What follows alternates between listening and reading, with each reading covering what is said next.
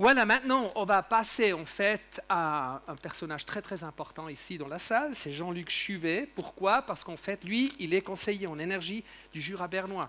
Pourquoi c'est important? C'est parce que, Merci. par exemple, et ça me tient vraiment au cœur, si vous avez par exemple un bâtiment, vous faites aussi une rénovation, vous devez faire un CECB par exemple, etc., pour aussi atteindre aussi les subventions, parce que sinon c'est pas possible. On appelle ça par exemple un certificat énergétique en fait cantonal du bâtiment. Mais si vous voulez aussi faire une installation, comment la faire? Il y a un conseiller gratuit dans la région qui vient chez vous, si je ne me trompe pas, et vous dira comment ça pourrait se dérouler, la résolution de son problème. Voilà, merci Franck. Bonsoir mesdames et messieurs.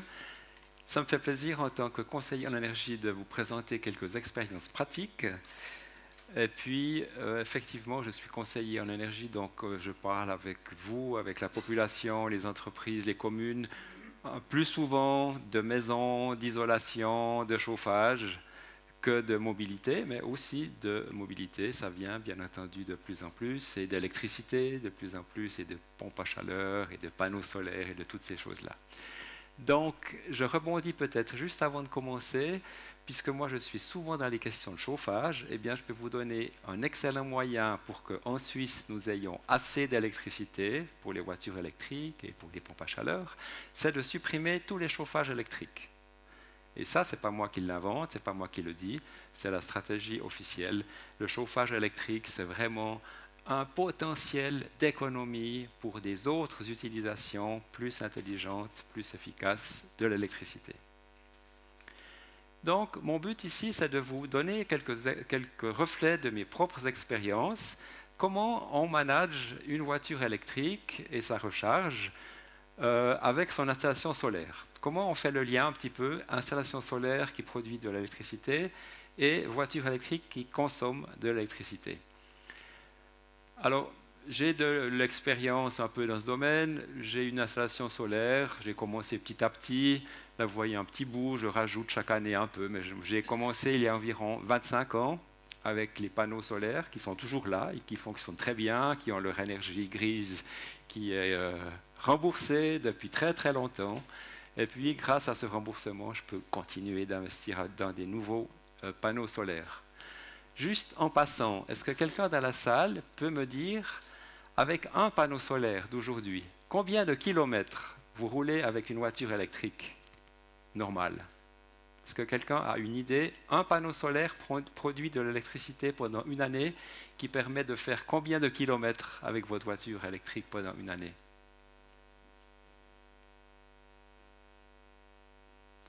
Ah, si personne ne dit rien, c'est que vous allez être étonné par la réponse.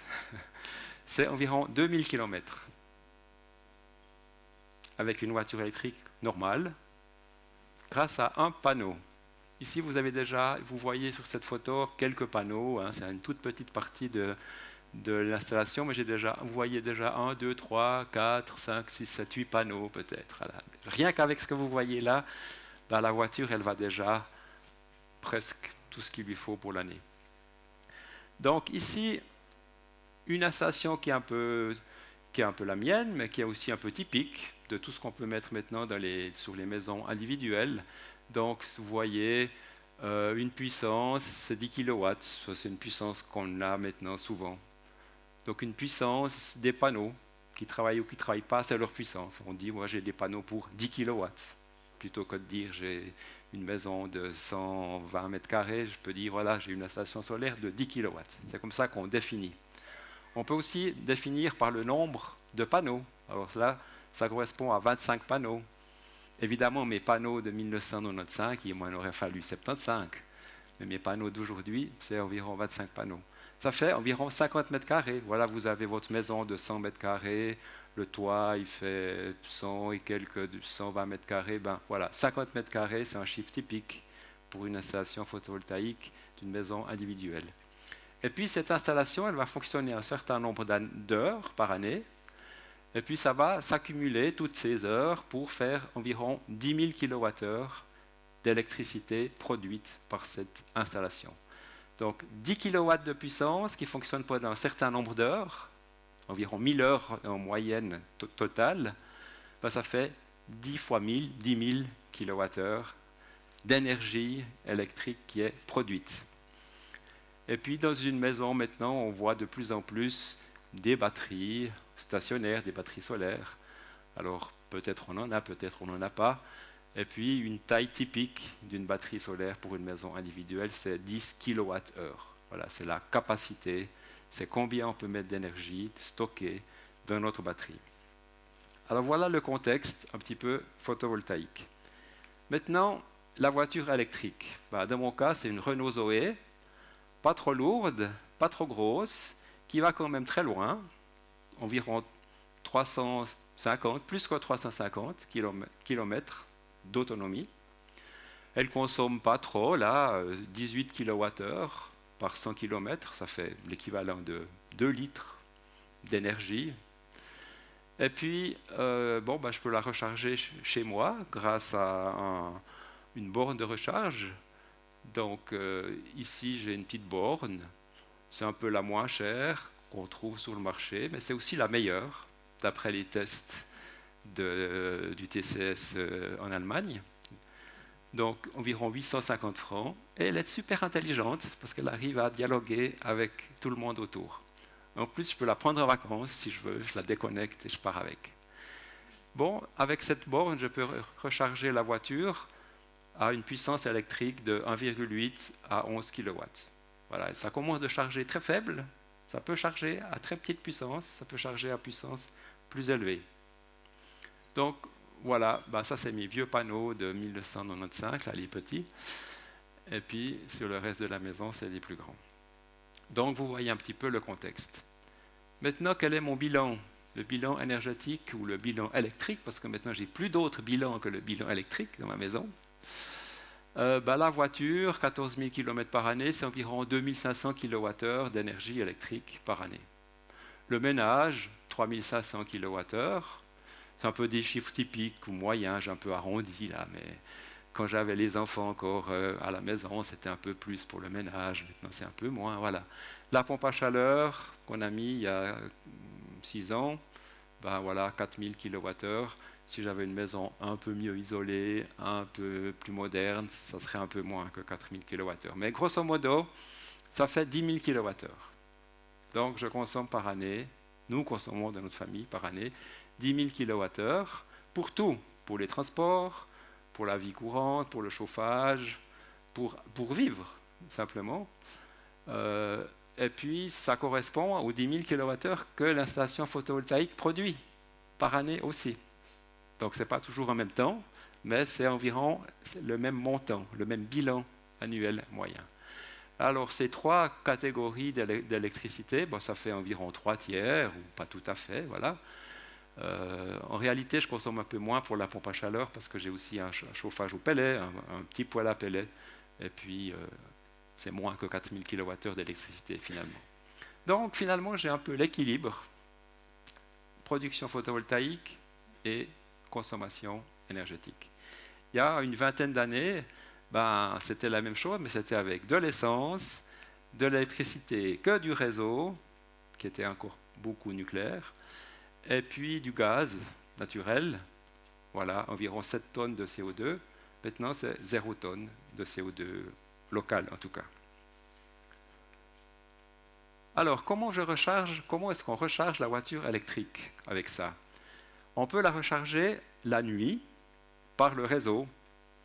Alors, dans ce cas-là, le bleu, c'est la consommation d'électricité. Donc, à 21 h, j'ai le bas tarif, le tarif électrique moins cher. Tac, je mets en charge ma voiture. Ça va au maximum à 11 kWh. Et puis, ça charge continuellement de manière stable jusqu'à ce que la batterie soit pleine. Après, quand la batterie est pleine, on diminue tranquillement et puis ça s'arrête. Voilà, ça c'est une méthode. Et puis, une autre méthode, c'est avec le photovoltaïque durant une belle journée ensoleillée.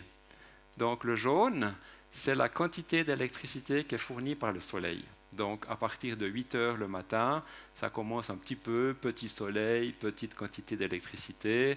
Vers 14 h, c'est le maximum, beaucoup de soleil, beaucoup d'électricité. Et vers 18 h, ça s'éteint gentiment.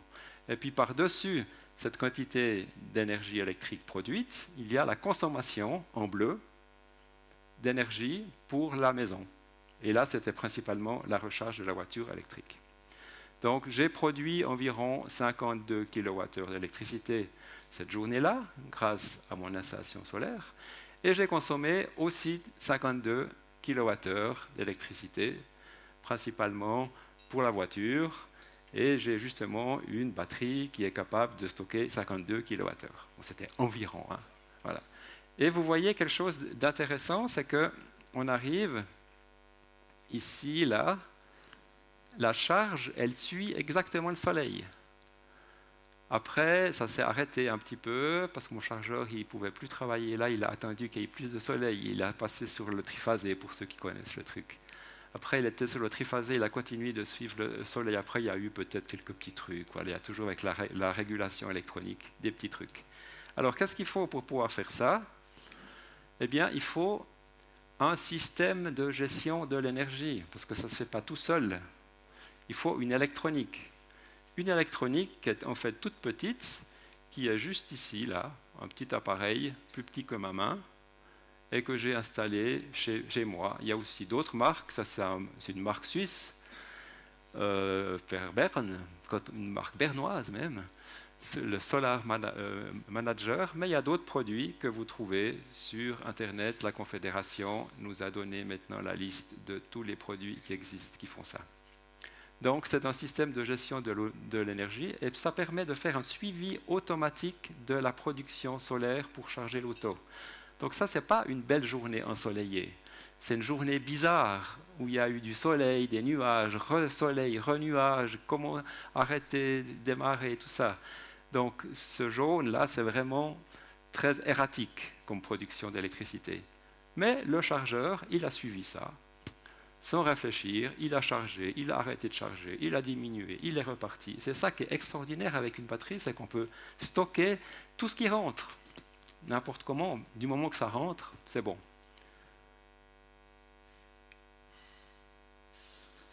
Ensuite, si on a une batterie encore en plus dans la maison, une deuxième batterie, ce n'est pas du tout obligatoire. Mais moi, je devais bien essayer quand même pour un peu jouer avec ça. Alors voilà, j'ai mis une batterie, mais ce n'est pas un conseil que je vous donne, c'est une possibilité. Celui qui fait ça, il peut encore un peu plus jouer. Alors ici, j'ai joué, je continue de jouer, et puis par exemple, ici on voit, là, ça s'est mis en charge, ici le jaune clair, c'est lorsque la batterie de la maison se recharge. Après, quand elle est chargée, elle arrête de se charger. Et puis ici, le jaune foncé, c'est de l'électricité qui est partie sur le réseau. Elle a été vendue parce que j'avais trop d'énergie solaire. Et puis après, ça continue comme ça. Il y a des échanges automatiques entre la batterie domestique, le solaire, le chargeur, la machine à laver, le sèche-linge, etc. Tout est géré par cet appareil-là, finalement. Et puis, par exemple, ici, eh bien, il y avait, ça c'est la batterie qui a donné, la batterie domestique qui a donné un peu d'énergie. Voilà, et puis certainement qu'il restait beaucoup d'énergie encore dans la batterie domestique pour la nuit, quand il n'y avait pas de soleil. Donc ceux qui s'intéressent aux batteries, il y a aussi ici un lien de la Confédération Suisse Énergie où vous pouvez trouver des renseignements sur les batteries domestiques. Et puis, quelques exemples, comment on charge la voiture. On peut par exemple la charger une seule fois par semaine. Si on a une seule bonne journée de soleil, comme j'ai montré là, en un seul jour de soleil, on peut charger sa voiture. Après, on a assez d'énergie pour toute la semaine, pour autant qu'on fasse les trajets kilométriques moyens, petits trajets pour aller au travail, environ 40 km par jour. Ou bien alors, qu'est-ce qui se passe? Juste un jour, on peut charger sa voiture une fois par jour pour son trajet quotidien habituel de 40 km. Eh bien, il suffit d'avoir 7 kWh pour faire son trajet quotidien. 7 kWh, c'est plus petit qu'une belle journée de 50 kWh. Donc même une journée de brouillard, enfin peut-être pas le brouillard profond, mais une journée où il ne fait pas très beau, où il n'y a pas trop de soleil, où c'est un peu gris, eh bien finalement, on arrive à produire assez d'électricité pour faire notre trajet quotidien avec la voiture électrique. Et puis, même si la voiture n'est pas là pendant la journée, si on a une batterie solaire domestique de 10 kWh, on a peut-être assez d'énergie qui a été emmagasinée durant la journée pour pouvoir recharger la batterie de la voiture la nuit. Ça, c'est une expérience domestique chez moi. Et puis, qu'est-ce qui se passe quand on fait des longs trajets? Cet été, avec mon épouse, on a relevé le défi d'aller au sud de la France avec la Zoé. Et puis, on a fait 700 km là. Zéro problème. Tout s'est très bien passé. La France, il y a une année, c'était encore difficile. Maintenant, ça a augmenté les batteries. Il y en a partout. Les bornes de recharge, il y en a partout. Là, c'est une borne de recharge rapide. Donc, ça ne va pas très long, comme ça a été dit avant. Et puis, au niveau franc, eh bien, chez moi, la recharge, ça ne me coûte rien puisque c'est le solaire. Évidemment, si je pars en vacances, eh ben, je dois payer quelque chose. C'est cher sur les bornes de recharge rapides. Mais qu'est-ce que ça veut dire cher? Finalement, c'est le même prix que l'essence. J'ai payé la même chose que si j'étais parti avec une voiture thermique pour mon voyage à l'étranger. Et puis, en Suisse, ça me coûte 0 francs. C'est vrai que si on fait des petites étapes, on a toujours des possibilités de charger en cours de route, 0 temps perdu. Quand on est rentré de vacances, on a voulu rentrer d'un coup, alors là, ça fait plus d'arrêt.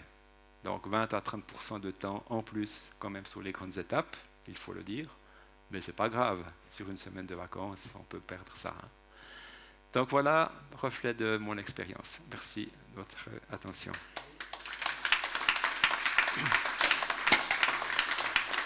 Merci beaucoup. C'était, voilà, je pense que le futur se présente plutôt bien parce qu'on aura Netflix dans la voiture, on aura un jouet à la maison pour optimiser notre consommation. Tu nous as vraiment montré maintenant pourquoi on doit le faire. Je pense que ce n'est plus une question maintenant de le faire ou de ne plus le faire, mais comment une question ici qui est venue pour toi. Il semble que les réseaux électriques, la goule, etc., ici dans la région, ne soient pas toujours adaptés à l'augmentation de la charge de courant que la multiplication des stations photovoltaïques privées implique. Cela cause un non-rachat du courant. Si on veut favoriser les voitures électriques, il serait vraiment bien de régler au plus vite ce problème pour favoriser la recharge au solaire. Question. Quelle est l'ampleur de ce problème? Que fait-on et à quel rythme? Alors, bonne question, c'est tout à fait vrai. Donc, on a besoin de réseaux électriques plus performants. On a conçu ces réseaux électriques il y a déjà plusieurs décennies, même très longtemps. Et maintenant, on est en train de vivre une transition, une rénovation énergétique. On a besoin de rénover aussi nos équipements. Quand on a inventé les machines à vapeur et les locomotives, on n'a pas dit non, ça ne va pas aller parce qu'on n'a pas de voies ferrées. Non, on a dit on va faire des voies ferrées. Donc on a commencé de construire ces voies ferrées tout en développant la technologie des locomotives et du chemin de fer en général. Donc on commence avec quelque chose et on va faire suivre aussi tout ce qui dépend, tout ce qui est à côté. Donc on doit évidemment développer tout en parallèle. C'est normal, on développe les panneaux solaires, on développe les véhicules électriques, on développe les réseaux électriques, on développe les smart meters. Tout ça, ça va ensemble et ce n'est pas un problème, c'est la vie normale. Un grand merci pour toutes tes explications vraiment très pratiques. Aussi quelques pierres pour toi. Encore une fois, applaudissons.